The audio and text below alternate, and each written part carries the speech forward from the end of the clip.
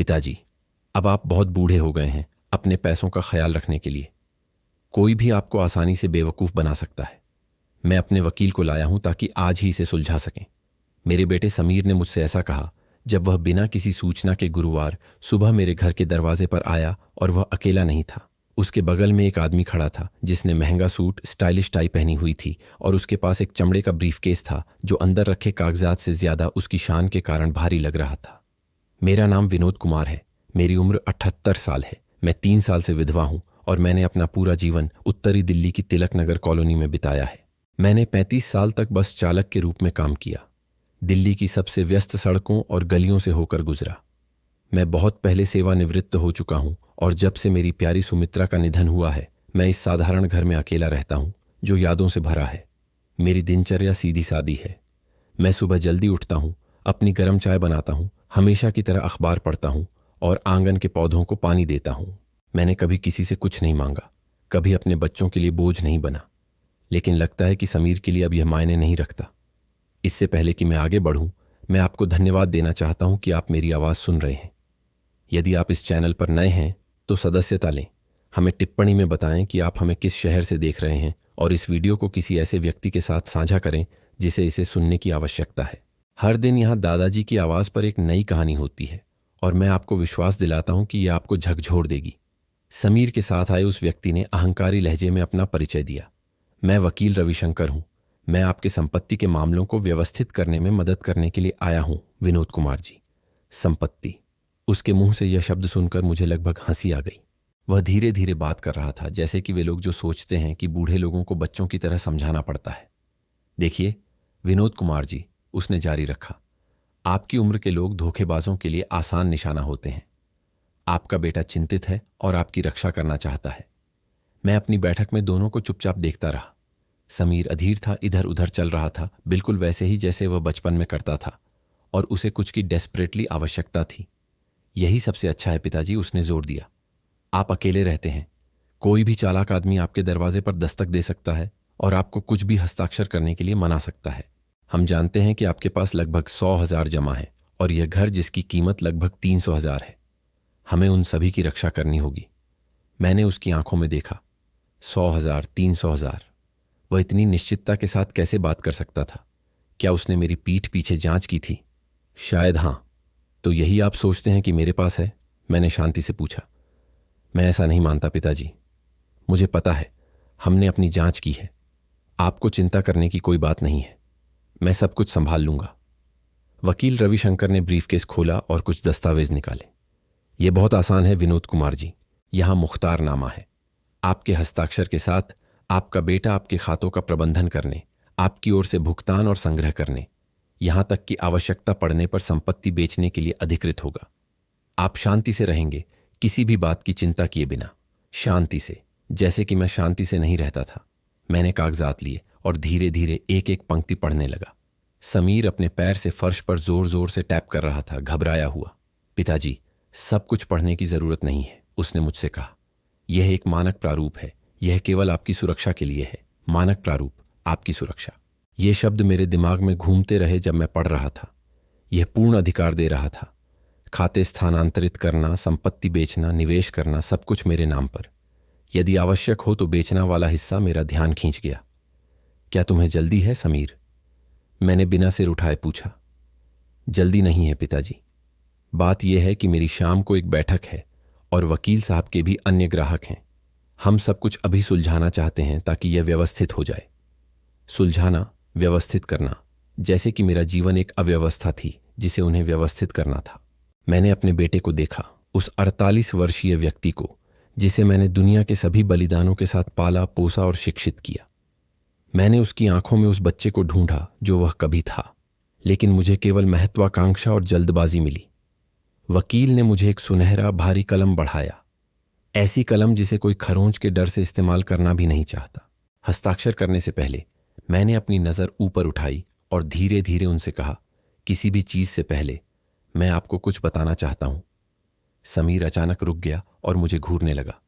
वकील ने भौहें चढ़ाईं, जैसे कि उसे पहले से ही संदेह था कि मैं एक ऐसे काम को जटिल बनाने वाला हूं जिसे जल्दी खत्म होना चाहिए था। क्या बात है पिताजी? समीर ने पूछा। मैंने दोनों को देखा और वह वाक्य कहा जिसे वे कभी नहीं भूलेंगे। जब आप मेरे मामलों में हस्तक्षेप करना शुरू करेंगे तो आपको क्या आश्चर्य मिलेगा, इसका आपको कोई अंदाजा नहीं है। और मैंने हस्ताक्षर कर दिए। समीर का चेहरा एक नकली मुस्कान से चमक उठा, जैसे कि उसने अभी अभी लॉटरी जीती हो। वकील रविशंकर ने जीत के भाव से दस्तावेजों को अपने ब्रीफकेस में रख लिया। हो गया विनोद कुमार जी, अब आप शांत रह सकते हैं। आपका बेटा सब कुछ सही ढंग से संभाल लेगा। शांत? मैं हमेशा से रहा हूं, समस्या कभी मेरी नहीं थी। जब वे चले गए तो मैं खिड़की से बाहर देखता रहा। मैंने समीर की काली गाड़ी देखी, वह सेडान जिसका वह इतना घमंड करता है, सड़क के अंत में गायब होती हुई। मैंने गहरी सांस ली और अपनी ठंडी हो चुकी चाय खत्म करने के लिए रसोई में वापस आ गया। शेल्फ पर मेरी सुमित्रा की तस्वीर थी, मेरी जीवन भर की साथी। वह मुझसे कहा करती थी, विनोद, एक दिन तुम्हें समीर के बारे में एक कठिन निर्णय लेना होगा। वह लड़का, उसके दिल में लालच है, तुम देख लेना। ऐसा लगता था कि वह दिन आ ही गया था। समीर और उसके वकील की उस अचानक मुलाकात के 3 दिन बाद सुबह सुबह फोन की घंटी बजी। मैं हमेशा की तरह जाग चुका था और रसोई में गर्म चाय पी रहा था। मैंने फोन उठाया और अपने बेटे की बनावटी चिंता भरी आवाज सुनी। पिताजी, कैसे हैं आप? ठीक से सोए? अपनी दवाइयां ले रहे हैं ना? दवाइयां? मैं तो बस ब्लड प्रेशर की एक गोली लेता हूं और कुछ नहीं। पर समीर के मन में मैं एक बूढ़ा, बीमार, कमजोर और भूलने वाला आदमी था। मैं ठीक हूं बेटा, इतनी सुबह क्यों फोन किया? मैंने जवाब दिया। उसने कहा, आज वकील रविशंकर और मैं बैंक जा रहे हैं आपकी खातों को नियमित करने के लिए। आपको आने की जरूरत नहीं है, हम सब संभाल लेंगे। हम सब संभाल लेंगे? जैसे मेरी जिंदगी कोई समस्या हो जिसे हल करना था। किस समय जा रहे हो? मैंने शांति से पूछा। सुबह 10 बजे, मैनेजर हमारा इंतजार कर रहा है। पिताजी, आप देखेंगे कि आपको कितना सुकून मिलेगा जब आपको बैंक के इन उबाऊ कामों की चिंता नहीं करनी पड़ेगी।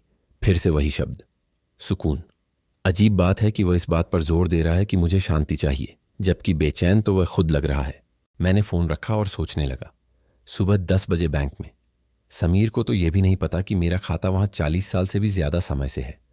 मैं सबको जानता हूं, गार्ड से लेकर जनरल मैनेजर तक। क्या उन्होंने सच में वह छानबीन की है जिसका वह इतना दावा कर रहा है? मैं नहाने चला गया और 9:30 बजे घर से निकला, पर बैंक की तरफ नहीं गया। नहीं, मैं नुक्कड़ वाली मिष्ठान भंडार तक चला, श्रीमती माया का, जो ठीक बैंक की शाखा के सामने है।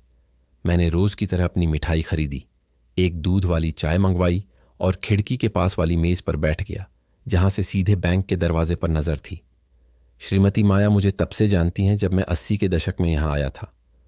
उस सुबह उन्होंने मुझे कुछ अलग देखा। विनोद जी, आज आप कुछ अजीब लग रहे हैं। क्या हुआ? कुछ गंभीर नहीं माया, बस एक नाटक देखने जा रहा हूं। वह पूरी तरह समझे बिना मुस्कुराई और दूसरे ग्राहकों को देखने लगी। ठीक 10 बजे मैंने समीर की काली गाड़ी को बैंक के सामने रुकते देखा। उसमें से मेरा बेटा और वकील रविशंकर उतरे, दोनों सूट में, ऐसे हाव भाव के साथ जैसे किसी की जिंदगी सुलझाने जा रहे हों। वे आत्मविश्वास के साथ अंदर गए, गार्ड को ऐसे सलाम करते हुए जैसे वे कोई महत्वपूर्ण ग्राहक हों। मैं मिष्ठान भंडार में बैठा धीरे धीरे अपनी चाय पीता रहा, हर घूंट का आनंद लेता रहा, यह कल्पना करते हुए कि वे जल्द ही अंदर कैसा चेहरा बनाएंगे। 1 घंटा बीता, फिर आधा और जब वे आखिरकार बाहर आए तो नजारा अंदर जाने से बिल्कुल अलग था। समीर का चेहरा कड़ा हुआ था, होंठ कसे हुए थे और वह तेजी से चल रहा था। वकील उसके पीछे लगभग ठोकर खाते हुए चल रहा था। हाथ में ब्रीफकेस था और चेहरा असमंजस में था। वे फुटपाथ पर रुक गए और बहस करने लगे। समीर हाथों से इशारा कर रहा था, बैंक की तरफ इशारा कर रहा था, गुस्से में बात कर रहा था। वकील सिर हिला रहा था, जैसे उसे समझ नहीं आ रहा था कि अभी क्या हुआ है। दिलचस्प।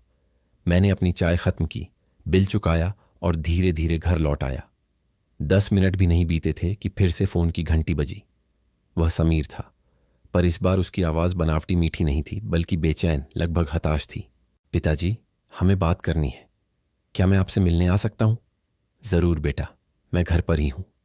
उसने बिना विदा लिए फोन काट दिया, जैसा वह हमेशा करता है जब नाराज होता है। आधे घंटे बाद उसने दरवाजा खटखटाया। इस बार वह अकेला आया था, वकील रविशंकर के बिना। उसने बिना अभिवादन किए अंदर प्रवेश किया और सीधे मुद्दे पर आया। पिताजी, आपने मुझे अपने खातों के बारे में पूरी सच्चाई नहीं बताई। यह सवाल नहीं था, आरोप था। और तुम क्या जानना चाहते हो समीर? मैंने शांति से जवाब दिया। आपके पास जितना बताया था उससे ज्यादा पैसा है ना? फिर से वह पूछ नहीं रहा था, पुष्टि कर रहा था। मैं बैठक के सोफे पर बैठ गया, वही सोफा जहां सुमित्रा रविवार की दोपहर को क्रोशिया बुना करती थी। समीर खड़ा रहा और घबराया हुआ इधर उधर टहलता रहा, बिल्कुल वैसे ही जैसे वह बचपन में करता था जब उसे कोई खिलौना चाहिए होता था। बैंक के मैनेजर ने मुझे बताया कि आपके पास और खाते हैं, कि आप पुराने ग्राहक हैं, कि बहुत लेन देन होता है। उसने मुझे आंकड़े तो नहीं बताए, लेकिन इशारा किया कि यह कोई छोटी मोटी रकम नहीं है। मैंने उसे शांति से देखा। और मैनेजर ने तुम्हें और क्या बताया? मैंने बेपरवाही का नाटक करते हुए पूछा। कि आप सब कुछ अकेले संभालते हैं, कि आपको कभी मदद की जरूरत नहीं पड़ी। पिताजी, आपने ये मुझसे क्यों छिपाया? छिपाना जैसे मेरी कोई जिम्मेदारी हो उसे हिसाब देने की। समीर, बैठो। मैंने उसे सोफे की ओर इशारा किया। वह किनारे पर अधीरता से बैठ गया। क्या तुम जानना चाहते हो कि मेरे पास कितना पैसा है? हाँ पिताजी, हम परिवार हैं। क्या कोई रहस्य नहीं होना चाहिए? परिवार, कितना सुंदर शब्द है उसके मुंह से। ठीक अभी जब उसे पता चला कि जितनी उसने कल्पना की थी उससे ज्यादा है। क्या तुम्हें याद है जब तुमने निर्माण कंपनी में काम करना शुरू किया था? मैंने पूछा। उसने ऐसे चेहरे बनाए जैसे उसे समझ नहीं आ रहा था कि मैं कहां जा रहा हूं। हाँ, लगभग 15 साल पहले। लेकिन इसका क्या लेना देना है? और तुम्हें याद है कि किसने तुम्हें समाज में अपनी हिस्सेदारी खरीदने के लिए पैसे दिए थे? समीर का चेहरा बदल गया। वह चुप हो गया। जरूर उसे याद था। वह 40,000 रुपये थे। उस समय एक बड़ी रकम जो मैंने बिना झिझक अपनी बचत से निकाली थी। पैसा जो मैंने एक एक पैसा जोड़कर अतिरिक्त घंटों काम करके, जब भी हो सकता था दोहरी शिफ्ट करके जमा किया था। पिताजी, मैंने वह पैसा आपको चुका दिया था, उसने आखिर में कहा। हाँ बेटा, तुमने चुका दिया। 2 साल बाद जब निर्माण कंपनी ने मुनाफा कमाना शुरू किया। लेकिन मैं पैसे की बात नहीं कर रहा। मैं पूछ रहा हूं कि क्या तुम्हें याद है किसने तुम्हें उधार दिया था? उसने नजरें झुकाकर जवाब दिया। मुझे और भी बातें याद हैं, मैंने जारी रखा। मुझे याद है तुम रोते हुए आए थे, कह रहे थे कि यह तुम्हारे जीवन का अवसर है, कि इस आरण के बिना तुम इसे खो दोगे। मुझे याद है तुमने वादा किया था कि तुम मेरे किए गए उपकार को कभी नहीं भूलोगे। समीर सोफे पर असहज होकर हिलने लगा। पिताजी, इसका हमारी बात से कोई लेना देना नहीं है। इसका कोई लेना देना नहीं है, मैंने व्यंग्य से जवाब दिया। तुम्हारे लिए कृतज्ञता का परिवार से कोई संबंध नहीं है। वह चुप रहा। मैं उठा और खिड़की के पास चला गया। बाहर श्रीमती माथुर अपनी बेकरी के आंगन में कपड़े सुखा रही थीं। जीवन सामान्य गति से चल रहा था, जबकि मेरे घर के भीतर मेरा बेटा अपना असली चेहरा दिखा रहा था। जानते हो मैंने आज क्या खोजा समीर? मैंने उसे देखे बिना पूछा। क्या? उसने दबी हुई आवाज में कहा कि तुम पिछले गुरुवार को धोखेबाजों से मेरी रक्षा करने नहीं आए थे। तुम इसलिए आए थे क्योंकि तुम्हें लगा था कि मेरे पास 100,000 रुपए रखे हैं और तुम उन पर हाथ डालना चाहते थे। पिताजी, ऐसा नहीं है। आप ऐसा कैसे सोचते हैं? तो फिर बताओ, उन कागजातों पर दस्तखत करने के 3 दिन बाद तुम मुझसे पूछने क्यों आए कि मेरे पास कितना पैसा है? तुम मेरे मरने का इंतजार क्यों नहीं कर सकते थे, जैसे कोई भी सामान्य बेटा करता है? समीर ने अपना मुंह खोला, लेकिन कोई आवाज नहीं निकली। और जानते हो आज का सबसे अच्छा हिस्सा क्या था? मैंने खिड़की से बाहर देखते हुए कहा। क्या? बैंक से निकलने पर तुम्हारा चेहरा देखना, तुम्हें अपने वकील से फुटपाथ पर बहस करते हुए देखना, घबराए हुए क्योंकि तुमने पाया कि तुम्हारे बूढ़े और बुजुर्ग पिताजी को आसानी से बरगलाया नहीं जा सकता। मैं मुड़ा और सीधे उसकी आंखों में देखा। बताओ समीर, तुम्हें क्या लगता है मेरी उम्र कितनी है? एरंडा हाथ। और जानते हो मुझे अपनी चीजें हड़पने वालों से निपटने का कितना अनुभव है? 78 साल भी। बहुत समय बाद पहली बार मेरा बेटा चुपचाप खड़ा रहा। उसे समझ नहीं आ रहा था कि क्या कहना है। समीर और मेरे बीच की चुप्पी भारी हो गई, लगभग असहनीय। एक पल के लिए मुझे लगा कि वह उठेगा और चला जाएगा, लेकिन इसके बजाय वह आगे झुका, कोहनियों को घुटनों पर टिकाए हुए। पिताजी, उसने धीमी आवाज में कहा, गलत मत समझिए, मैं सिर्फ आपकी मदद करना चाहता हूं। मेरी मदद करना, मैंने अपने आप में सोचा। यह शब्द उसके मुंह से इतनी बार सुनने के बाद अपना अर्थ खो चुका था। मेरी मदद कैसे समीर? मैंने उसे जवाब दिया, मेरी पीठ पीछे कागजात पर दस्तखत करके, एक ऐसे वकील के साथ मिलकर जिसे मैं जानता भी नहीं। ऐसा नहीं है, आप गलत समझ रहे हैं, लेकिन मैं सिर्फ आपकी रक्षा करना चाहता हूं। देखिए, लोग बुजुर्गों का फायदा उठाते हैं। आप नहीं जानते मैंने कितने मामले देखे हैं। मैंने हाथ के इशारे से उसे रोका। मामले या अवसर? गड़बड़ मत करो बेटा। तुमने जो किया वह सुरक्षा नहीं थी, वह लालच था। उसकी सांसें तेज हो गईं। मैं उसके भीतर खुद को सही ठहराने और सच्चाई को स्वीकार करने के बीच की लड़ाई को महसूस कर सकता था। उसी पल दरवाज़ा खटखटाया गया। मैं खुद खोलने गया। यह मेरे पड़ोसी कसाई श्रीमान रोहन थे, जो ताज़े मांस का एक पैकेट लेकर आए थे। नमस्ते श्रीमान विनोद कुमार, मैं आपको वह देने आया हूं जो आपने कल मंगवाया था। धन्यवाद रोहन, इसे मेज पर रख दो। अंदर आते ही उसने समीर को मुस्कुराते हुए अभिवादन किया। समीर, बहुत समय से यहां नहीं देखा। मेरे बेटे ने सूखे अभिवादन में सिर्फ हाथ उठाया। रोहन ने कमरे में तनाव महसूस किया और जल्दी से चला गया। जब मैंने दरवाज़ा बंद किया तो समीर मेरी तरफ जलती हुई आंखों से देख रहा था। देखो पिताजी, वह आदमी, आपको कैसे पता कि आप उस पर भरोसा कर सकते हैं? क्योंकि उसने 20 से अधिक वर्षों से मुझे दिखाया है कि उसका वचन किसी भी वकील द्वारा हस्ताक्षरित कागज से ज्यादा मायने रखता है। समीर ने अपनी दांतों को भींचा। उसके पास इसका खंडन करने का कोई तरीका नहीं था। मैं फिर से मेज के पास आया और उसके सामने एक पुरानी पीले गत्ते की फाइल रख दी। मैंने इसे धीरे धीरे खोला और उसे वे दस्तावेज दिखाए जो मैं सालों से संजोकर रखे हुए था। वे मेरी बचत के प्रमाण, संपत्ति के दस्तावेज, कागजात थे जो मेरे हर पैसे की कमाई को दर्शाते थे। जानते हो मैं आज भी क्यों जीवित और शांत हूं समीर? मैंने पन्ने पलटते हुए पूछा। क्यों? क्योंकि मैंने किसी पर भी आंख बंद करके भरोसा करना नहीं सीखा, न बैंकों पर, न वकीलों पर, यहां तक कि अपने ही बच्चों पर भी नहीं। उसकी आंखें चौड़ी हो गईं। मुझ पर भी नहीं पिताजी। तुम पर तो और भी कम बेटा, मैंने दृढ़ता से जवाब दिया, क्योंकि तुमने मुझे पहले ही दिखा दिया है कि तुम मेरी रक्षा नहीं बल्कि मेरा फायदा उठाना चाहते हो। वह अचानक उठा, दरवाजे की ओर चला और बाहर निकलने से पहले उसने एक शिकायत भरी बात कही। आपको मुझ पर भरोसा न करने का पछतावा होगा। दरवाजा जोर से बंद हुआ। मैं कुछ सेकंड तक चुपचाप खड़ा रहा। शेल्फ पर सुमित्रा की तस्वीर को देख रहा था। उसकी मुस्कान मुझे कह रही थी कि मैं मजबूत रहूं, झुकूं नहीं। उस दोपहर जब मैं आंगन में झाड़ू लगा रहा था, श्रीमती माथुर एक रुमाल में लिपटे मीठे ब्रेड के साथ आईं। श्रीमान विनोद कुमार, मैंने आपको समीर से बहस करते हुए देखा। क्या सब ठीक है? मैंने मुस्कुराया। सब ठीक है माथुर, बस पारिवारिक मतभेद। उसने सिर हिलाया, लेकिन उसकी आंखों में चिंता थी।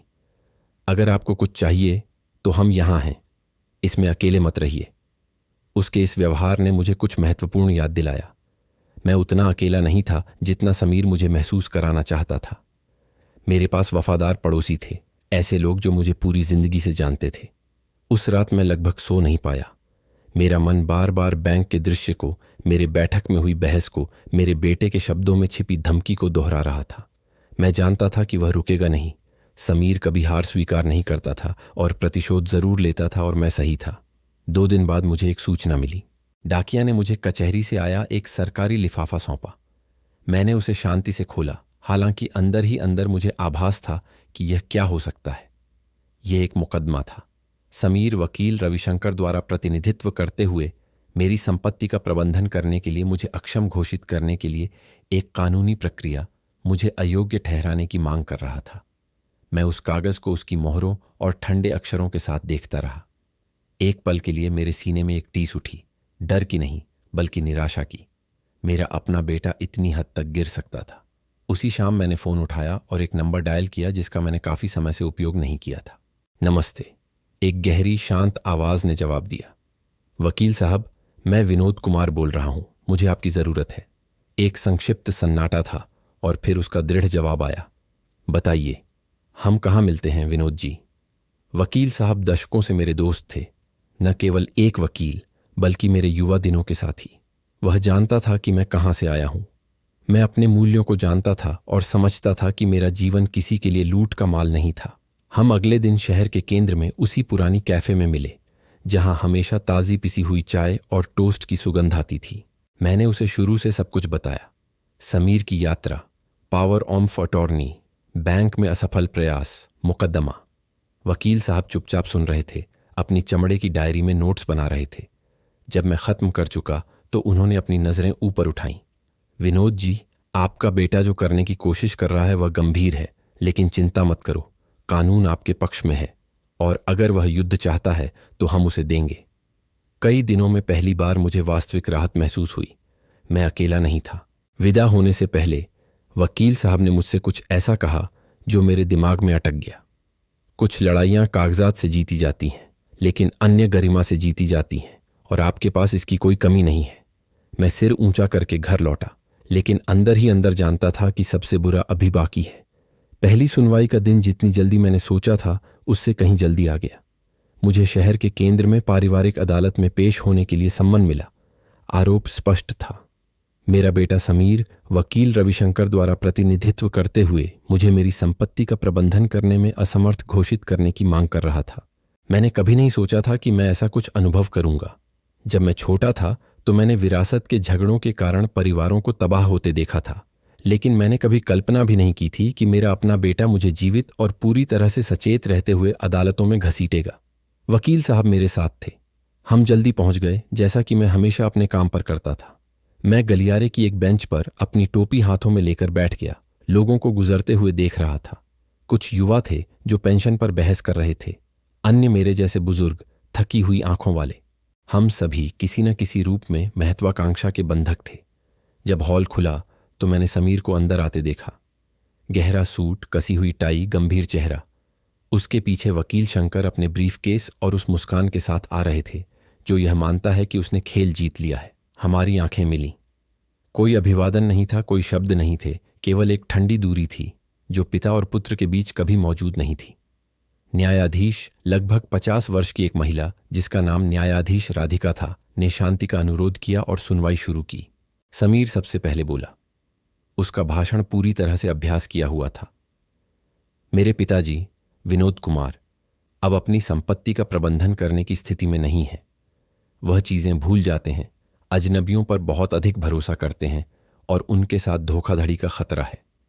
मैं एक जिम्मेदार बेटे के रूप में केवल उनकी रक्षा करना चाहता हूं।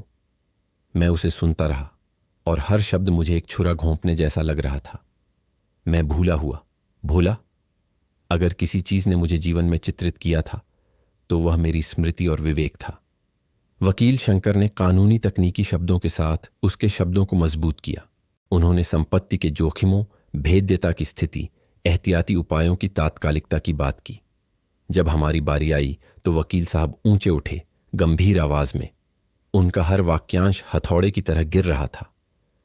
पूरे सम्मान के साथ, महोदया, यह एक बुजुर्ग की रक्षा करने के बारे में नहीं है। यह एक सचेत व्यक्ति को उससे वंचित करने के बारे में है जो वैध रूप से उसका है। मेरे मुवक्किल विनोद कुमार न केवल दशकों से अपनी संपत्ति का प्रबंधन कर रहे हैं, बल्कि वे इसे आगे भी करने में पूरी तरह से सक्षम हैं। न्यायाधीश ने मुझे बोलने के लिए कहा। मैं अपनी छड़ी के सहारे खड़ा हुआ और सीधे उसकी आंखों में देखा। महोदया, मैं 78 साल से इस शहर में रह रहा हूं। मैंने 3 दशकों से अधिक समय तक बस चालक के रूप में काम किया, भीड़ भाड़ वाले और अराजक मार्गों पर बसें चलाईं। मैंने अपने बच्चों को मेहनत और अनुशासन से पाला और अब मैं यहां हूं क्योंकि उनमें से एक का मानना है कि बूढ़ा होना बेकार होना है। कमरे में पूर्ण सन्नाटा था। हां, मैं कुछ बातें भूल जाता हूं, मैंने जारी रखा, लेकिन मैंने कभी अपने सिद्धांतों को नहीं भूला और मैं ईमानदारी से सलाह और सुरक्षा के रूप में प्रच्छन्न जाल के बीच पूरी तरह से अंतर कर सकता हूं। न्यायाधीश ने नोट लेते हुए सिर हिलाया। समीर मुझसे नजरें चुरा रहा था। वकील शंकर उसे कोहनी मार रहे थे, जैसे उसे और दृढ़ता की मांग कर रहे थे। सुनवाई के अंत में न्यायाधीश ने तत्काल फैसला नहीं सुनाया, बस इतना कहा कि एक जांच होगी, पड़ोसियों के साथ साक्षात्कार, चिकित्सा समीक्षा और वित्तीय विश्लेषण। प्रक्रिया में कई सप्ताह लगेंगे, उसने घोषणा की। हम हॉल से बाहर निकले। समीर लाल चेहरे के साथ मेरे पास आया। बाबूजी, आप इसे और मुश्किल क्यों कर रहे हैं? मुश्किल तुमने किया था जब तुम मुझे कचहरी लाए थे, मैंने बिना आवाज उठाए जवाब दिया। वकील साहब ने मेरा हाथ पकड़ा और मुझे बाहर निकलने की ओर ले गए, इससे पहले कि बहस और बढ़ जाती। उन हफ्तों के दौरान कचहरी के अधिकारियों ने मेरे घर का दौरा किया। उन्होंने मुझसे तरह तरह के सवाल पूछे। मैं सेवानिवृत्त होने से पहले कितना कमाता था, मैं कितना खर्च करता था। हां, मुझे तारीखें, नाम और जगह सब याद थे। मैंने हर सवाल का जवाब धीरज से दिया। एक दिन समाज सेविका ने मेरे पड़ोसियों से बात की। श्रीमती माथुर और श्रीमान रवि ने मेरी तरफदारी करने में कोई कसर नहीं छोड़ी। माथुर जी बोली, विनोद कुमार जी हमसे भी ज्यादा व्यवस्थित हैं। उन्हें पता होता है कि रोज कितने ब्रेड बिकते हैं और जब हम गलती करते हैं तो वो हमें हिसाब बराबर करने में मदद करते हैं। रवि जी ने आगे कहा, और उनकी याददाश्त मुझसे भी बेहतर है। मैं तो अपनी मांस की दुकान की चाबियां कहाँ रखता हूं वो भी भूल जाता हूं, और वो हमेशा मुझे याद दिलाते हैं। इन बयानों से मेरा दिल गर्व से भर गया। मैं अकेला नहीं था, ऐसे लोग थे जो मुझे सच में जानते थे और मेरा समर्थन करते थे। इस बीच समीर रुका नहीं। एक दिन मैं घर के सामने उसे इंतजार करते हुए मिला। पिताजी, यह सब बुरा नहीं होना चाहिए। अगर आप मुझे अपने खातों तक पहुंच देते हैं तो मैं मुकदमा वापस ले लूंगा। मैंने कहा, नहीं समीर, तुम मेरी मदद नहीं करना चाहते, तुम वो हड़पना चाहते हो जो तुम्हारा नहीं है। वह गुस्से में आ गया। उसकी आवाज ऊंची हो गई, लेकिन उसी पल मेरा पोता इमैनुअल अपनी स्कूल बैग के साथ वहां आ पहुंचा। वह उलझन में दृश्य को देखता रहा। लड़के ने पूछा, यहां क्या हो रहा है? समीर घबराकर पलटा, कुछ नहीं बेटा, चलो घर। लेकिन इमैनुअल जवाब की तलाश में मुझे देख रहा था। मैंने बस उसे प्यार से मुस्कुरा दिया। सब ठीक है बेटा, चिंता मत करो। यह पल मुझे किसी भी सुनवाई से ज्यादा दुख पहुंचा गया। अपने पोते को अपने पिता के प्रति वफादारी और मेरे प्रति स्नेह के बीच फंसा हुआ देखकर बहुत दर्द हुआ। कुछ दिनों बाद दूसरी सुनवाई में वकील रविशंकर ने मेरे वित्तीय लेन देन, मेरे समय पर भुगतान, मेरे छोटे पैमाने के निवेश के सबूत पेश किए। सब कुछ ठीक था। वकील रविशंकर के पास केवल अनुमान थे और समीर का बयान। न्यायाधीश ने अंतिम फैसला टाल दिया, लेकिन उनके हाव भाव कुछ और ही बता रहे थे। तराजू मेरे पक्ष में झुक रहा था। हम फिर से अदालत से बाहर निकले। बाहर समीर ने मुझे एक बार फिर रोका। पिताजी, अगर आप ऐसे ही चलते रहे तो आप मुझे और खड़े कदम उठाने पर मजबूर करेंगे। मैंने उसकी आंखों में देखा। बेटा, खड़े कदम तो तुमने उसी दिन उठा लिए थे जिस दिन तुमने मुझे धोखा दिया था। मैं उसे उसके गुस्से में वहीं छोड़कर ऊंचे माथे के साथ आगे बढ़ गया। उस रात मैंने सुमित्रा की तस्वीर के सामने प्रार्थना की, अरे पगली, मुझे शक्ति दे। मैं अपने बेटे से लड़ना नहीं चाहता, लेकिन मैं उसे मुझे रौंदने भी नहीं दे सकता। खिड़की से हवा आ रही थी, पर्दों को ऐसे हिला रही थी जैसे कोई खामोश जवाब हो। मैं जानता था कि यह लड़ाई अभी खत्म होने से बहुत दूर थी। दूसरी सुनवाई के बाद की सुबह मैं थकान और स्पष्टता के मिश्रण के साथ उठा। मैंने पूरी रात आगे क्या होगा यह सोचते हुए बिताई थी। मैं जानता था कि समीर रुकने वाला नहीं है। महत्वाकांक्षा भूख जैसी होती है, जब आप इसे खिलाते हैं तो यह कभी नहीं भरती। मैं जल्दी ही श्रीमती माथुर की बेकरी पर गया। ताजे बेक्ड ब्रेड की खुशबू से सड़क भर गई थी। उन्होंने मुझे उस गर्मजोशी से बधाई दी जो हमेशा मुझे सुमित्रा की याद दिलाती थी। विनोद कुमार जी, अदालत में सब कैसा चल रहा है? मैंने जवाब दिया, मुश्किल है श्रीमती माथुर, लेकिन मैं अभी भी खड़ा हूं, अपने हाथों में एक गर्म ब्रेड लेते हुए। उन्होंने मुझे गंभीरता से देखा। हार मत मानो, तुम अकेले नहीं हो। मोहल्ले में हम सब तुम्हारा सम्मान करते हैं, और अगर तुम्हें अपनी अच्छी याददाश्त या तुम अपनी चीजें कैसे संभालते हो उसके लिए गवाहों की जरूरत है तो मैं खुद जाऊंगी। मैंने भारी मन से धन्यवाद दिया। मेरे पड़ोसियों का समर्थन मेरे बेटे के धोखे के खिलाफ एक दवा थी। बाहर निकलते समय मैं श्रीमान रवि की मांस की दुकान से गुजरा। आदमी अपना चाकू तेज कर रहा था। विनोद कुमार, मैंने सुना है कि तुम्हारा बेटा कह रहा है कि तुम अब अपने खाते नहीं संभाल सकते। हाँ रवि, ऐसा ही है। तो अगर वे सबूत चाहते हैं तो मैं इसके विपरीत कहता हूं। जब भी मैं भ्रमित होता हूं, मेरी नकदी की जांच कौन करता है? तुम, जो आने वाले मवेशियों का हिसाब रखता है। तुम। वह समीर नहीं जानता कि उसने किसके साथ पंगा लिया है। मैंने कई दिनों में पहली बार मुस्कुराया। सच्चाई के गवाह थे, भले ही वे मोहल्ले के साधारण दुकानदार ही क्यों ना हों। उसी दिन मुझे वकील रविशंकर का फोन आया। विनोद कुमार जी, मुझे आपसे मिलना है। अगली सुनवाई से पहले हमें कुछ तैयार करना होगा। हम दोपहर में उनके दफ्तर में मिले। उन्होंने मुझे कई दस्तावेजों के साथ एक मनीला लिफाफा दिखाया। देखिए विनोद कुमार जी, ये साबित करना काफी नहीं है कि आप पूरी तरह से सक्षम हैं। हमें आगे भी सोचना होगा। आपका बेटा और अधिक आक्रामक कानूनी चालें चलने की कोशिश कर सकता है। संरक्षकता, पूर्ण प्रतिबंध, यहां तक कि उस पहले पावर ऑफ अटॉर्नी के साथ आपके नाम पर संपत्ति बेचने की बात भी कर सकता है जो उसने आपसे हस्ताक्षर करवाई थी। मैं उसे ध्यान से सुन रहा था।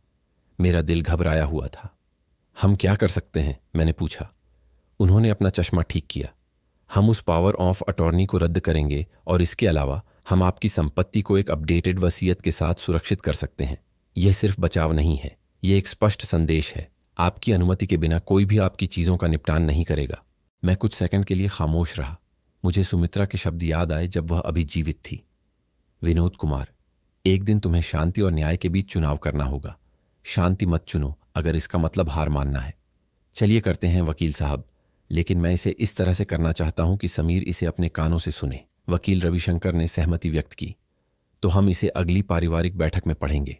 अगले कुछ दिन मैंने एक विशेष रविवार के लिए घर तैयार करने में बिताए। मैंने रवि की मांस की दुकान से मांस खरीदा, कोने की दुकान से कोल्ड ड्रिंक, माथुर जी की बेकरी से मीठा ब्रेड। यह सिर्फ दोपहर का भोजन नहीं था, यह एक मोर्चाबंदी थी। रविवार को दोपहर 1 बजे समीर, मारिया और मेरा पोता इमैनुअल आए। मेरे आश्चर्य के लिए वकील रविशंकर भी साथ थे। वे आत्मविश्वास से अंदर आए, जैसे वे ही घर के मालिक हों। समीर ने मुझे गाल पर चूमा और बोला, बाबूजी, बुलाने के लिए शुक्रिया। मैंने बिना नाराजगी के पर दृढ़ता से उसकी ओर देखा। कोई बात नहीं बेटा, आज सब कुछ साफ हो जाएगा। जब हम मेज लगा रहे थे, मैंने देखा कि विवान मुझे बेचैन आंखों से देख रहा था। वह पूरी तरह समझ नहीं पा रहा था कि क्या हो रहा है, पर उसे एहसास था कि परिवार में दरार पड़ रही है। खाने के बाद मैंने सबको शांत रहने को कहा।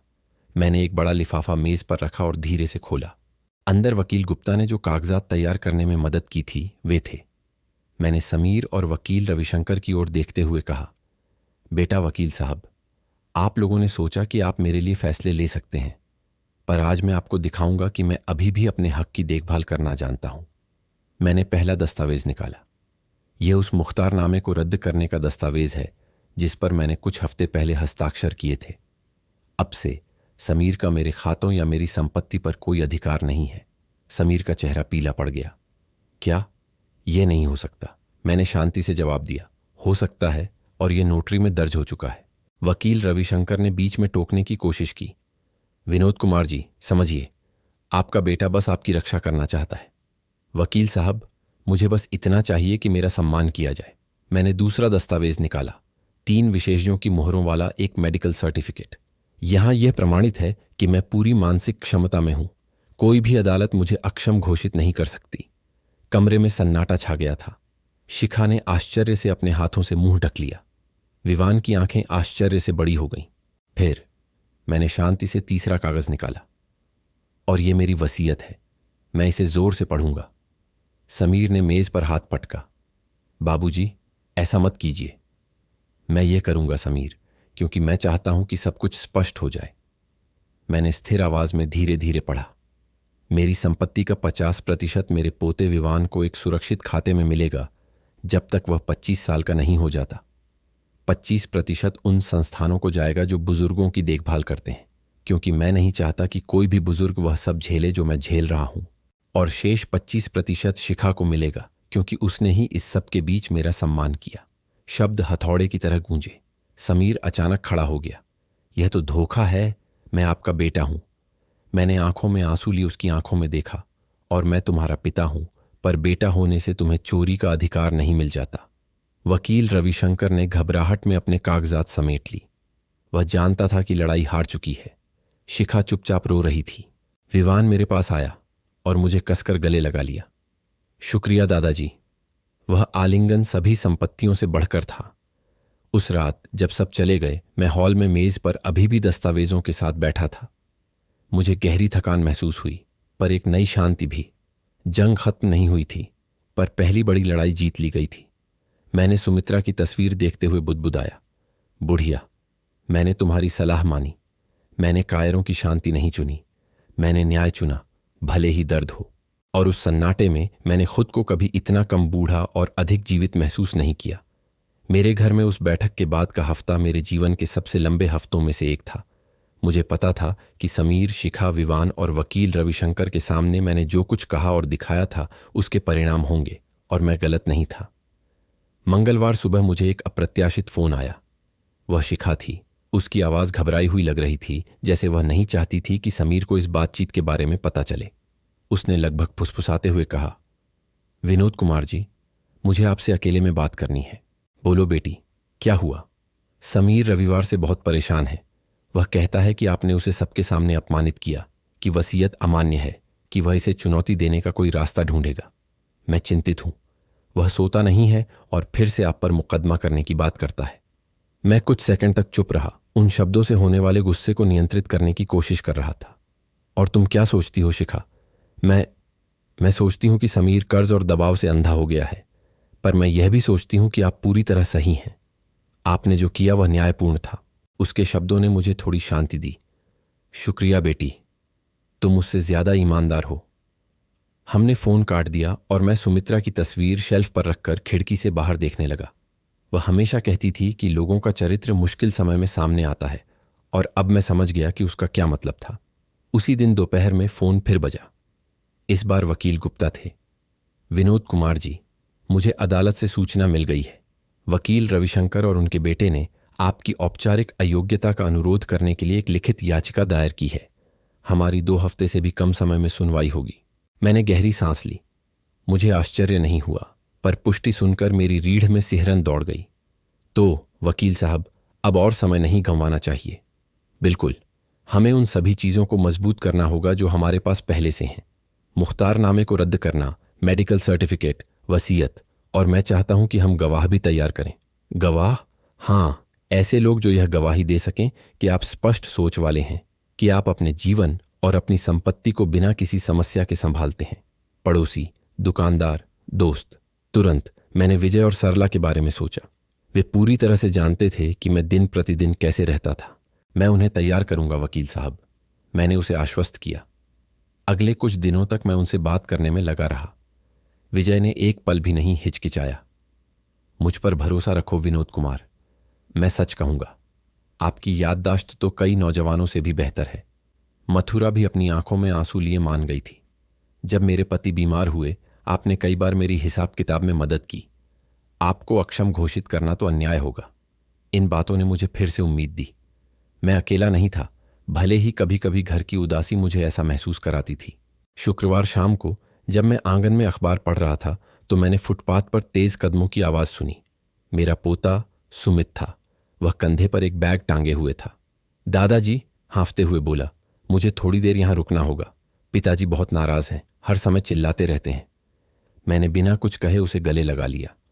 उस बच्चे की कोई गलती नहीं थी, फिर भी वह अपने पिता की नफरत और लालच का खामियाजा भुगत रहा था। जब तक मन करे रुको बेटा, यह हमेशा तुम्हारा घर रहेगा। हमने शाम साथ बिताई। मैंने उसके लिए गर्म चाय बनाई और सुमित्रा दादी की पुरानी तस्वीरों का एल्बम निकाला। मैंने उसे उन दिनों की कहानियां सुनाई जब वह बच्चा था और दादी उसे गोद में खिलाया करती थी। सुमित ध्यान से सुन रहा था, जैसे उसे शांति पाने के लिए उन यादों को थामने की जरूरत हो। जाने से पहले उसने मुझसे कुछ ऐसा कहा जिसने मुझे एक साथ तोड़ भी दिया और ठीक भी कर दिया। दादाजी, मैं जानता हूं कि पिताजी गलत हैं, लेकिन मैं आपकी तरह बनना चाहता हूं, उनकी तरह नहीं। यह वाक्य मेरे दिल के लिए एक मरहम था। अगले सोमवार सुबह सुबह मैं वकील रविशंकर के दफ्तर पहुंचा। वह और उनकी सहयोगी वकील श्रीमती शर्मा सब कुछ तैयार कर चुके थे। वकील रविशंकर ने कहा, विनोद कुमार जी, हम यह लड़ाई रणनीति से लड़ेंगे। हम चिल्लाएंगे नहीं और न ही अपना आपा खोएंगे। हम सबूत, दस्तावेज, गवाह और आपकी अपनी आवाज पेश करेंगे। वकील श्रीमती शर्मा ने आगे जोड़ा, आपका बेटा समीर और वकील रविशंकर आपको एक भ्रमित बूढ़ा व्यक्ति दिखाने की कोशिश करेंगे, लेकिन जब आप दृढ़ता से बोलेंगे तो न्यायाधीश अंतर देखेंगे। मैंने सहमति में सिर हिलाया। मुझे स्पष्ट था कि मैं गुस्से में नहीं आ सकता। सुनवाई का दिन उम्मीद से ज्यादा जल्दी आ गया। मैंने अपना सबसे अच्छा सूट पहना, वही जो सुमित्रा ने हमारी आखिरी सालगिरह पर मुझे दिया था। जब मैंने खुद को शीशे में देखा तो मैंने एक हारा हुआ आदमी नहीं, बल्कि एक ऐसा व्यक्ति देखा जो अपनी गरिमा की रक्षा के लिए तैयार था। अदालत कक्ष में माहौल तनावपूर्ण था। समीर वहां उदास चेहरे और आंखों के नीचे गहरे घेरों के साथ मौजूद था। उसके बगल में वकील रविशंकर बनावटी आत्मविश्वास के साथ अपने कागजात व्यवस्थित कर रहा था। मुझे अंदर आते देख दोनों ने मेरी नजरें चुराने की कोशिश की। न्यायाधीश अपनी कुर्सी पर बैठे और सुनवाई शुरू हुई। वकील रविशंकर सबसे पहले बोला। उलझे हुए शब्दों में उसने कहा कि मैं जोखिम में था, कि मेरी बढ़ती उम्र मुझे तर्कसंगत निर्णय लेने से रोक रही थी, कि मुझे एक संरक्षक की आवश्यकता थी। मैंने उसे चुपचाप सुना, बिना टोके, लेकिन हर शब्द एक चोट की तरह था। जब मेरी बारी आई, मैं धीरे से उठा, हाथ में दस्तावेज पकड़े हुए। मेरी आवाज दृढ़ निकली, जितनी मैंने उम्मीद की थी उससे कहीं ज्यादा स्पष्ट। श्रीमान न्यायाधीश, मेरा नाम विनोद कुमार है। मेरी उम्र 78 साल है और मैंने अपनी पूरी जिंदगी ईमानदारी से काम किया है। यहाँ मेरे चिकित्सा प्रमाण पत्र हैं जो मेरी पूरी क्षमता को दर्शाते हैं। यहाँ मेरे बैंक खाते और मेरे संपत्ति के कागजात भी हैं जो विस्तार से व्यवस्थित हैं। न्यायाधीश ने कागजात को रुचि से देखा। इसके अलावा मैंने जारी रखा। मैं गवाहों को लाया हूं जो आपको बता सकते हैं कि मैं कैसे रहता हूं, कैसे अपनी चीजों का प्रबंधन करता हूं, कैसे हर दिन व्यवहार करता हूं। उन्होंने श्री रोहन और श्रीमती गीता को बुलाया। उनके शब्द सरल थे लेकिन सच्चाई से भरे हुए थे। उन्होंने कहा कि मैं उनके व्यवसाय में उनकी मदद करता था, कि मेरी याददाश्त त्रुटिहीन थी, कि उन्होंने कभी अक्षमता के कोई संकेत नहीं देखे थे। मैंने देखा कि वकील रविशंकर का आत्मविश्वास डगमगाने लगा था। समीर असहज होकर नजरें झुका रहा था। अंतिम क्षण तब आया जब मैंने एक छोटे से उपकरण में एक रिकॉर्डिंग पेश की। ये वही बातचीत थी जिसमें समीर ने मुझसे कहा था कि मैं अपने पैसे का प्रबंधन करने के लिए बहुत बूढ़ा हूं और वह मुझे अक्षम घोषित करना चाहता था। कक्ष में सन्नाटा छा गया। न्यायाधीश ने समीर को गंभीरता से देखा। क्या आप इस आवाज को पहचानते हैं? उसने पूछा। समीर ने जवाब नहीं दिया। मैंने उसे देखा, नफरत से नहीं बल्कि दुख से। यह मेरा बेटा है श्रीमान न्यायाधीश, और यह इस बात का सबूत है कि उसका इरादा मेरी रक्षा करना नहीं बल्कि वह लेना है जो उसका नहीं है। सुनवाई न्यायाधीश के एक वाक्य के साथ समाप्त हुई जो अभी भी मेरी याददाश्त में गूंजता है। मुझे अक्षमता की प्रक्रिया शुरू करने का कोई कारण नहीं मिलता है। इसके विपरीत हेर फेर के सबूत हैं।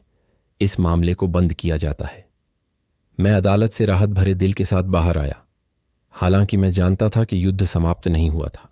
जब मैं गलियारे में चल रहा था तो मैंने एक छोटे से हाथ को मेरा हाथ थामते हुए महसूस किया।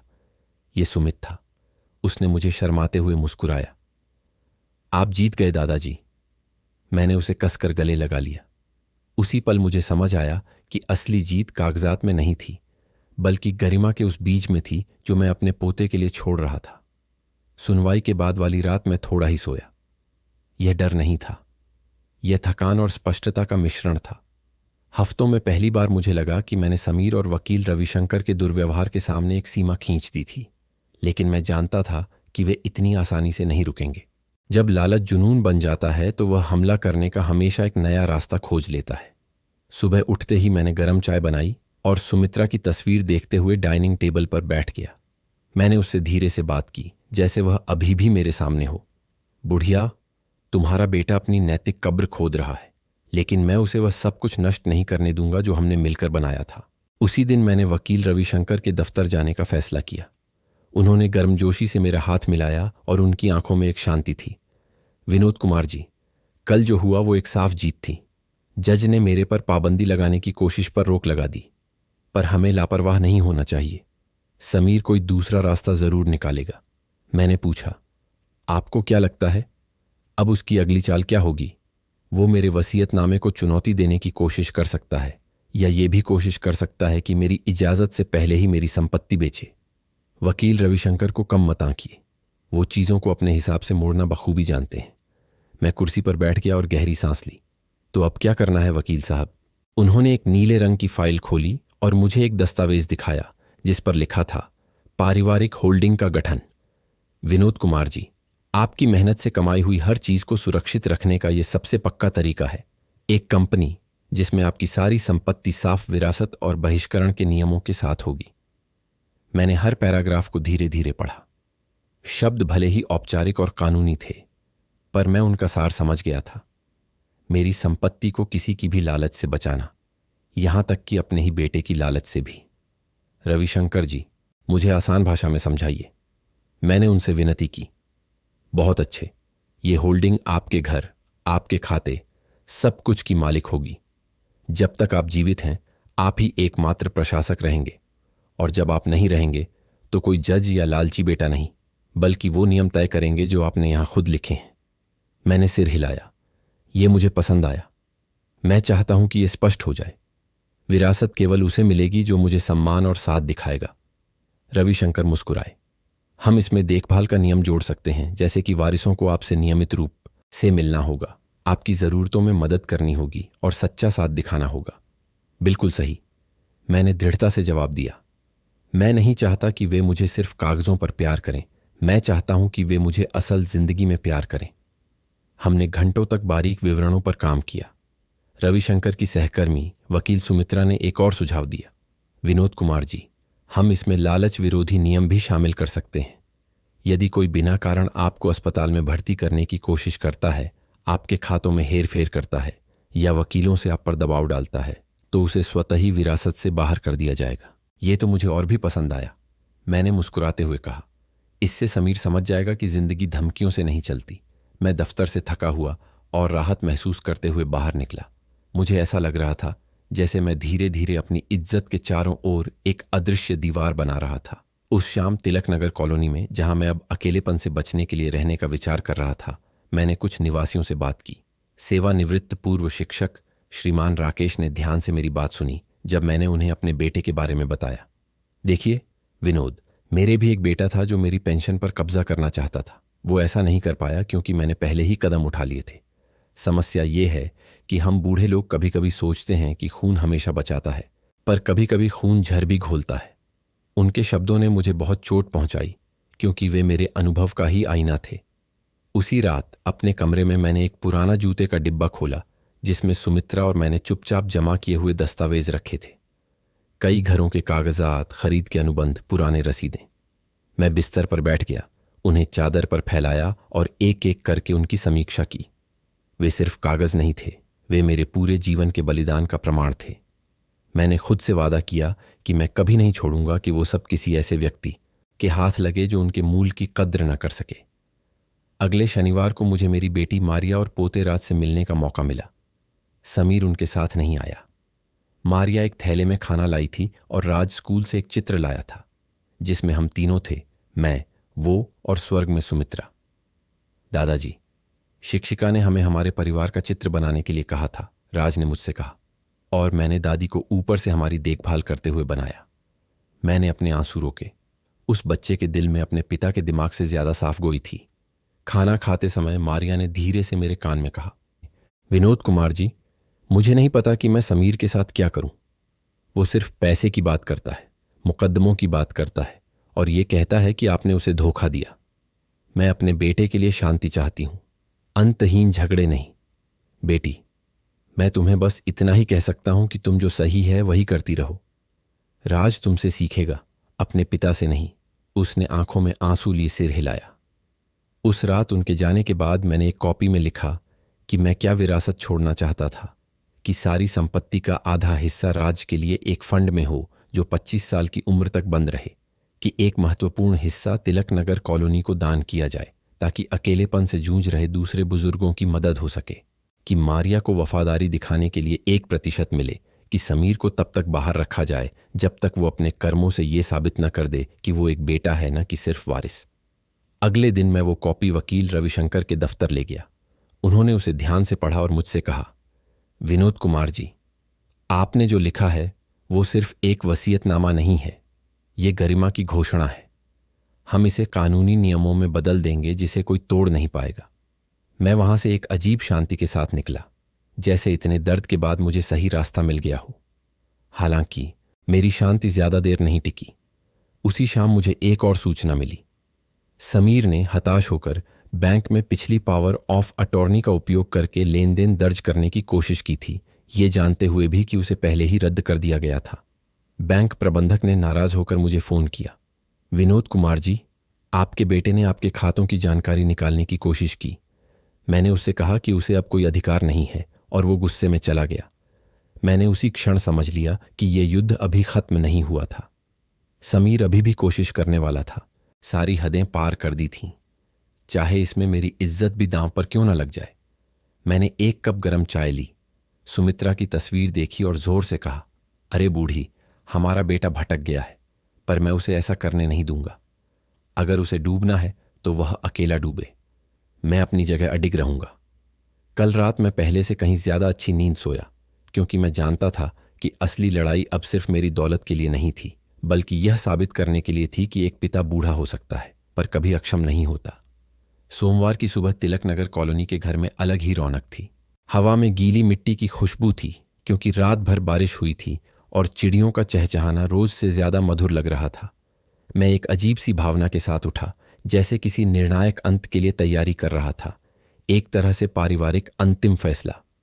वकील रविशंकर ने पिछली रात मुझे समझाया था कि नई बनी होल्डिंग के नियम स्पष्ट थे। किसी भी वारिस द्वारा हस्तक्षेप या हेरफेर का कोई भी प्रयास उसे स्वचालित रूप से अयोग्य बना देता था, और समीर ने जो कुछ भी किया था उसने उस लक्ष्मण रेखा को पार कर दिया था। वकील साहिबा, जो हमेशा बहुत बारीकी से काम करती थीं, ने होल्डिंग की सलाहकार समिति की बैठक के लिए बुलावा तैयार किया था। इस समिति में 3 बाहरी लोग शामिल थे जो मामले का मूल्यांकन करने के लिए सहमत हुए थे। एक चार्टर्ड अकाउंटेंट, एक बुढ़ापे के डॉक्टर और एक पादरी जो संस्थान के साथ काम करते थे। मैंने खुद महीनों पहले इस संरचना को मंजूरी दी थी और अब यह एक अभेद्य दीवार की तरह काम करने वाली थी। मैंने अपनी सबसे अच्छी कमीज पहनी, वही सफ़ेद कमीज जो सुमित्रा ने हमारी 30वीं सालगिरह पर दी थी, और एक फाइल में सारे दस्तावेज रख दिए। मुख्तारनामा रद्द करने के कागजात, मेडिकल सर्टिफिकेट, वसीयत और सबसे बढ़कर होल्डिंग का स्थापना पत्र जिसमें बहिष्करण की धाराएं थीं। अपने कमरे से निकलने से पहले मैंने चुपचाप प्रार्थना की, हे ईश्वर, मुझे शांत रहने की शक्ति देना ताकि मैं क्रोध में न बोलूं, मुझे दृढ़ता देना ताकि मेरे शब्द न लड़खड़ाएं। जब मैं तिलक नगर कॉलोनी के छोटे बैठक कक्ष में पहुंचा तो अकाउंटेंट, डॉक्टर और पादरी पहले से ही वहां मौजूद थे। वकील रविशंकर भी अपनी हमेशा साथ रहने वाली नोटपैड के साथ थे।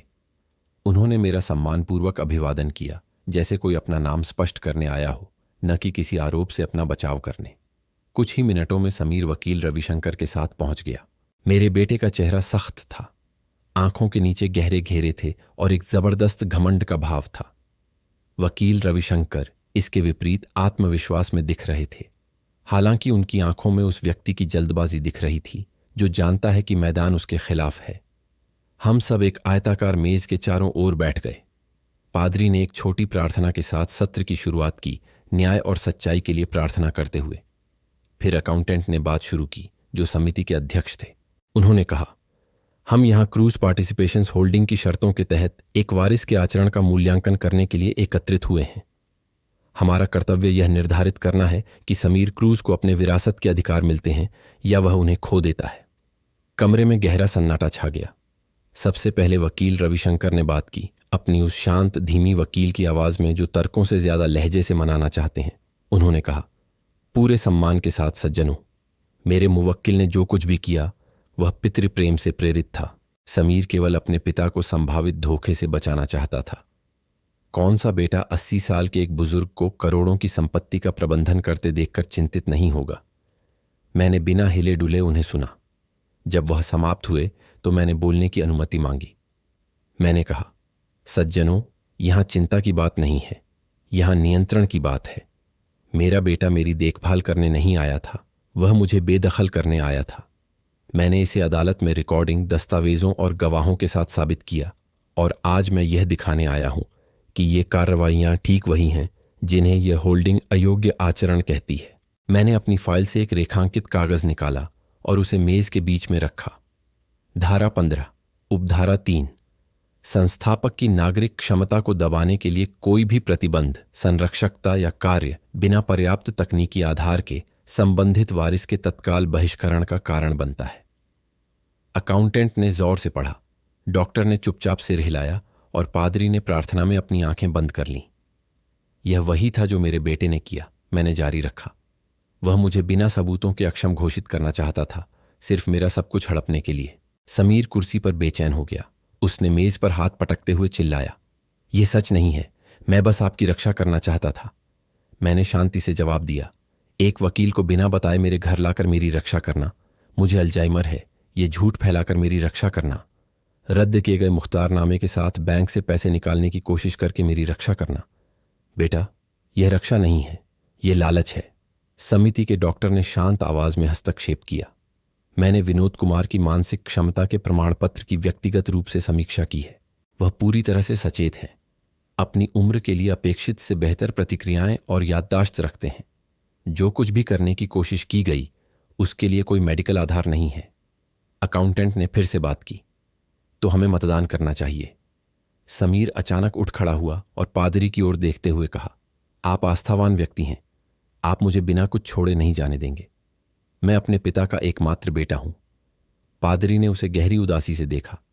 बेटा, आस्था महत्वाकांक्षा को सही नहीं ठहराती।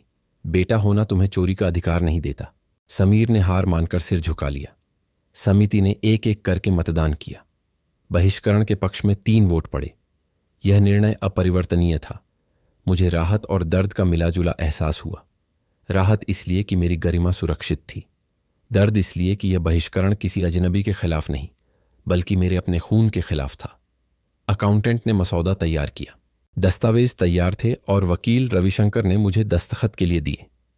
मैंने बिना हिचके अपना नाम विनोद कुमार लिखा। ऐसा करते हुए मुझे लगा जैसे मैंने एक दरवाज़ा हमेशा के लिए बंद कर दिया हो। बैठक खत्म हुई तो समीर ने नम आंखों से मेरी ओर देखा। पिताजी, क्या आप सच में मुझे सबसे बाहर कर देंगे? मैं धीरे से उसके पास गया, उसका कंधा थपथपाया और टूटी हुई पर दृढ़ आवाज में बोला, मैंने तुम्हें बाहर नहीं किया समीर, तुम्हारे कर्मों ने किया। वह मुड़ा और बड़बड़ाते हुए कमरे से निकल गया। वकील रविशंकर उसके पीछे थे। वकील रविशंकर ने पास आकर फुसफुसाया, हमने सही किया बाबूजी, अब आपकी विरासत सुरक्षित है। उस शाम अपने कमरे में मैंने सुमित्रा की बाइबिल खोली। उसके पन्नों के बीच एक पत्र रखा था जो मैंने हफ्तों पहले लिखा था पर कभी जोर से पढ़ा नहीं था। उसमें लिखा था, अगर किसी दिन मुझे अंधे प्रेम और स्पष्ट न्याय के बीच चुनना पड़े तो मैं न्याय चुनूंगा, क्योंकि सच्चा प्यार जिंदगी में दिखाया जाता है, विरासत में नहीं। मैं चुपचाप रोया, उदासी से नहीं बल्कि राहत से। पहली बार इतने समय में मुझे लगा कि सुमित्रा को मुझ पर गर्व होता। समीर को संपत्ति से बेदखल करने के बाद के दिन अजीब थे। मुझे शांति और खालीपन का मिला जुला एहसास हो रहा था। शांति इसलिए कि मुझे पता था मेरी संपत्ति सुरक्षित थी। खालीपन इसलिए कि अंदर से कोई भी पिता यह सपना नहीं देखता कि उसे अपने ही बेटे को विरासत से बाहर करना पड़े। सोमवार की सुबह मुझे मारिया और विमल से मिलने का मौका मिला। वे एक थैले में फल और 3 लेयर का केक लाए थे जो उन्होंने मोहल्ले की बेकरी से खरीदा था। विनोद बाबूजी, मारिया ने दबी आवाज में कहा। मुझे पता चला मीटिंग में क्या हुआ। समीर घर गुस्से में आया था। वह पूरी रात चिल्लाता रहा, लेकिन मैं आपको बताना चाहती हूं कि विमल और मैं उसके की से सहमत नहीं हैं। चमकदार आंखों वाला लड़का पास आया और मुझे कसकर गले लगा लिया। दादाजी, मैं आपके साथ हूं। इस भाव ने मुझे एक ही समय में तोड़ भी दिया और ठीक भी किया। हम डाइनिंग टेबल पर बैठे और केक खाते हुए मारिया ने मुझे कुछ ऐसा बताया जो वह लंबे समय से छिपा रही थी। विनोद बाबूजी, मैंने हमेशा आपकी तारीफ की कि आपने सुमित्रा की कितनी देखभाल की। जब वह बीमार थीं, आप दिन रात उनके साथ रहे। समीर ने कभी नहीं देखा क्योंकि वह अपने कारोबार में व्यस्त था, लेकिन मैंने सब देखा। और मेरा विश्वास करें, अगर आज मैं इस परिवार में किसी का बचाव करती हूं तो वह आप हैं। मेरे गले में एक गांठ सी पड़ गई। धन्यवाद बेटी। ये शब्द किसी भी विरासत से ज्यादा मायने रखते हैं। उसी शाम उनके जाने के बाद मैं खिड़की के पास गया। बाहर श्रीमती माथुर सड़क साफ कर रही थीं और हमेशा की तरह मुस्कुराईं। उसी पल मुझे समझ आया कि भले ही समीर ने मुझसे मुंह मोड़ लिया था, फिर भी मेरे जीवन में सच्चे रिश्ते बचे थे। शांतिधाम वृद्धाश्रम में दिन अलग लगने लगे थे।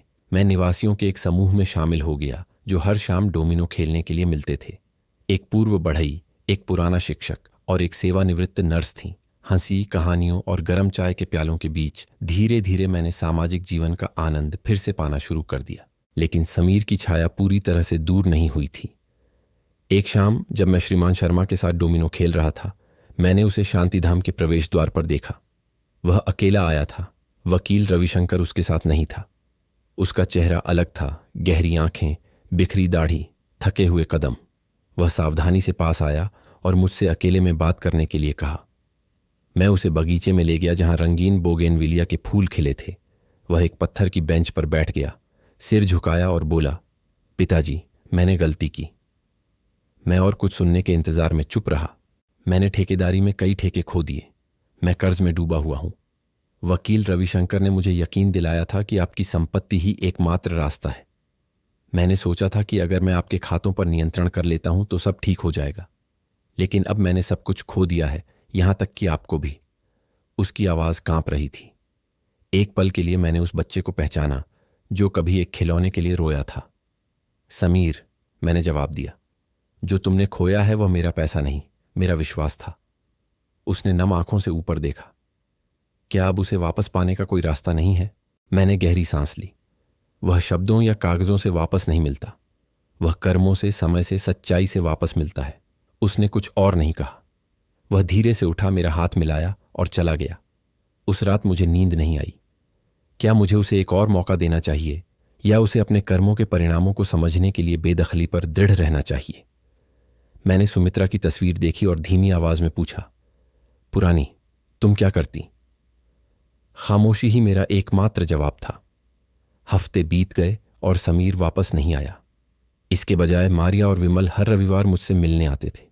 कभी वे खाना लाते थे, कभी बस साथ देते थे।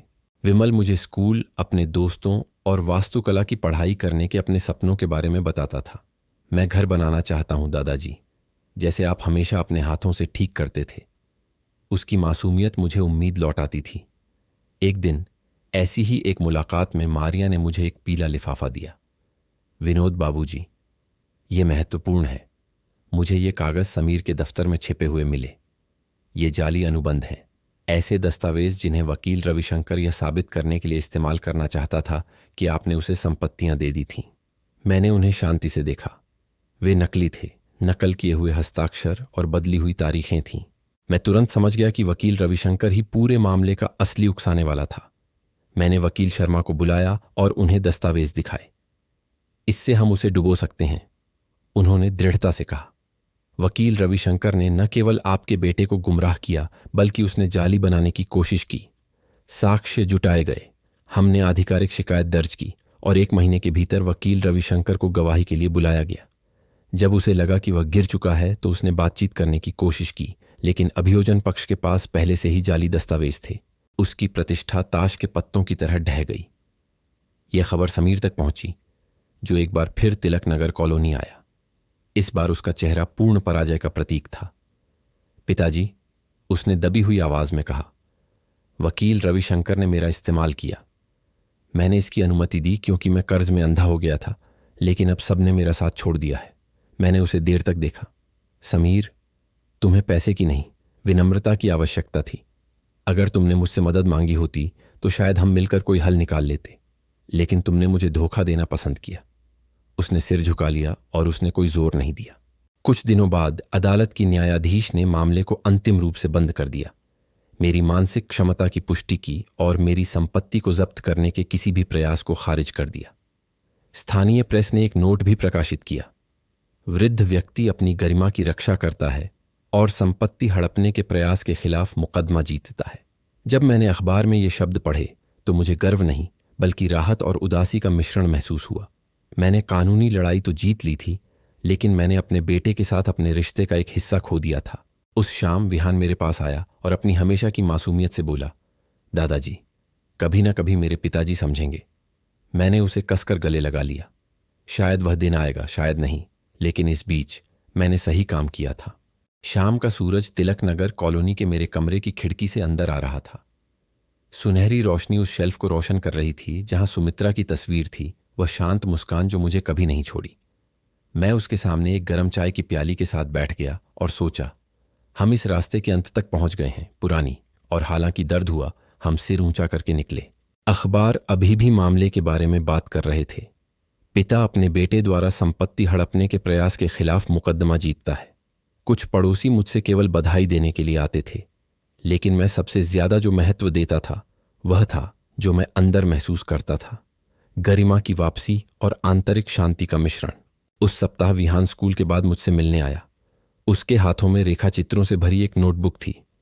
देखिए दादाजी, मैं अपना पहला घर डिजाइन कर रहा हूं। उसने मुझे कमरों, बड़ी खिड़कियों और पेड़ों से भरे आंगन के साथ एक योजना दिखाई। मैं चाहता हूं कि यह आपके और दादी के घर जैसा हो, जिसमें सभी के स्वागत के लिए जगह हो। मैंने उसे कोमलता से गले लगा लिया। यही तुम्हारी विरासत होगी बेटा, पैसा नहीं बल्कि घर बनाने की क्षमता। उस रात मैं उसके बारे में सोचता रहा। मैंने समझा कि हालांकि मैंने समीर को रास्ते में खो दिया था, मैंने कुछ और बड़ा हासिल किया था। यह निश्चितता कि विहान अलग मूल्यों के साथ बड़ा होगा। कुछ दिनों बाद मारिया एक अप्रत्याशित खबर के साथ आई। विनोद कुमार जी, मुझे शहर के केंद्र में एक किताब की दुकान में नौकरी मिल गई है। यह मामूली है, लेकिन यह मुझे किसी पर निर्भर हुए बिना विहान का पालन पोषण करने की अनुमति देगा। उसकी आवाज में एक नई चमक थी, जैसे कि उसने आखिरकार एक बोझ छोड़ दिया हो।